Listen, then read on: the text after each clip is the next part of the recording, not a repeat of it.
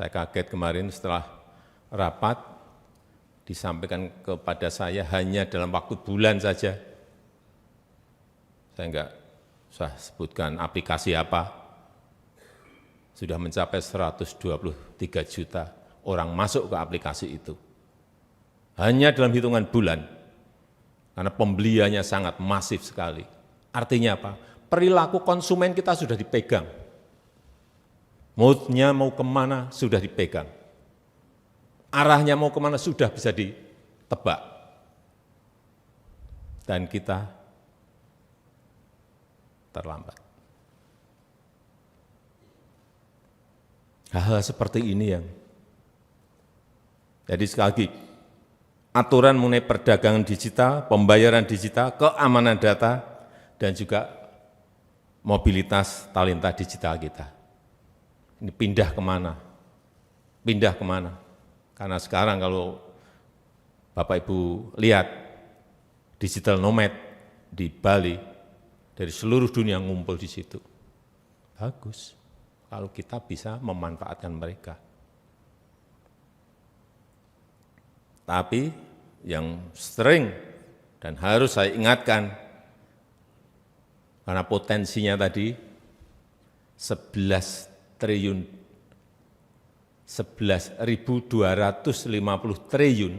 11.250 triliun rupiah, hati-hati. Kita tidak boleh hanya menjadi pasar saja. Ada potensi tapi kita hanya jadi pasarnya saja. Oleh sebab itu kita harus jadi pemain.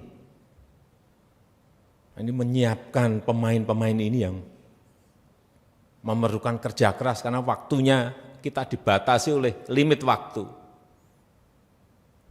Teman-teman saya menyampaikan hanya waktunya hanya 2 tahun.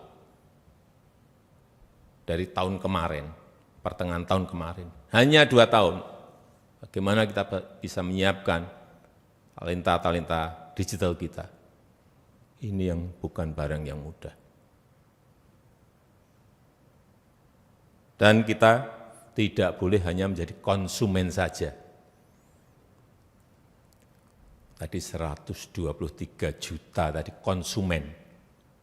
Kita hanya jadi konsumen. Dan 90%, hati-hati, barangnya barang impor. Lebih bahaya lagi, bukan produk kita sendiri. Kalau produk kita sendiri kita taruh di e-commerce, masih bagus. Tapi 90% barang impor. Karena harganya sangat murah. Bahkan baju, kemarin ada yang dijual berapa? 5.000. 5.000. Artinya di situ ada predatory pricing. Sudah mulai bakar uang, yang penting menguasai data, menguasai perilaku. Ini semua kita harus mengerti mengenai ini. Sekali lagi, jangan hanya menjadi konsumen, tetapi kita harus jadi produsen. Artinya kalau kita punya aplikasi yang masuk ke sana produsen, dari barang-barang yang kita produksi sendiri. Syukur kita bisa masuk ekspor ke negara-negara. Nggak usah jauh-jauh, di ASEAN dulu kita kuasai. Jangan sampai kita lena dalam hitungan bulan, nggak mau saya terkena penjajahan era modern. Jangan mau kita terkena juga kolonialisme di era modern ini. Kita nggak sadar. Tahu-tahu kita sudah dijajah secara ekonomi. Mungkin awal-awal harganya masih 5.000. Begitu semua sudah masuk, beli ini, sudah ketagihan, baru dinaikkan. 500 juta mau apa? Udah, nggak bisa apa-apa kita, karena sudah ketergantungan di situ. Oleh sebab itu kita harus lindungi betul kedaulatan digital kita. Harus dilindungi betul. Tadi saya sampaikan regulasinya yang harus mengejar.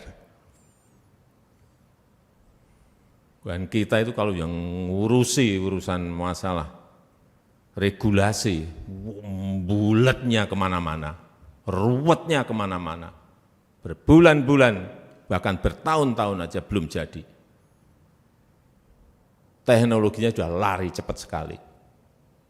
Problem ada di situ. Sekali lagi kita harus melindungi kedaulatan digital kita. Dan betul-betul kita pertahankan yang namanya kandungan lokal, barang lokal. Kalau enggak bisa 100% barang kita, ya paling tidak 90%, 80% kandungan lokalnya. Jaga betul yang namanya aset digital kita, jaga betul. Data, informasi, akses pasar, semuanya. Nanti bisa menyangkut politik. Ada yang menyampaikan, pakar digital kita membisiki, Pak, ini hati-hati. Kalau kita tidak proteksi data-data digital kita, bisa-bisa nanti 2029 yang menentukan presiden itu mereka.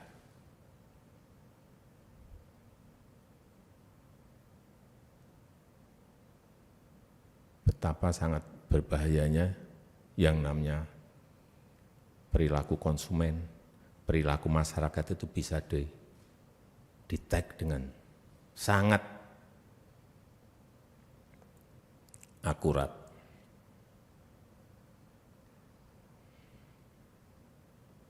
Sekali lagi, data, informasi, akses pasar itu adalah emas berliannya dunia digital. Jangan lupa subscribe ya.